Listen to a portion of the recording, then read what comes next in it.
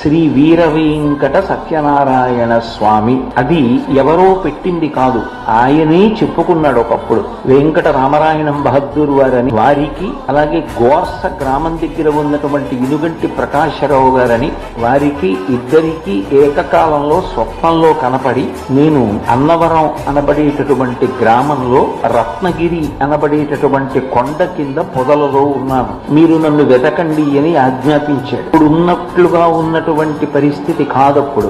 అన్నవరం కొండంతా కూడా పొదలతోటి పెద్ద పెద్ద చెట్లతోటి నిండిపోయి ఉండేది. కాగడాలు పట్టుకుని పరివారంతో కలిసి రాజావారు ప్రకాశరావు గారు వెళ్లి వెతికితే మధ్యాహ్న కాలమైనా కూడా ఆయన కనపడలేదు. ఇదేమా ఇద్దరికీ కల్లోకి వచ్చి చెప్పాడు, కానీ కనపడలేదని వాళ్ళిద్దరూ బెంగ పెట్టుకుని కూర్చున్నటువంటి సమయంలో చెట్టు కొమ్మలు కదిలి సూర్యకిరణములు పడ్డాయి. ఆ కిరణములు ఎక్కడ పడ్డాయో అక్కడ చూస్తే అవి స్వామి పాదములు, అక్కడే ఉంది మూర్తి.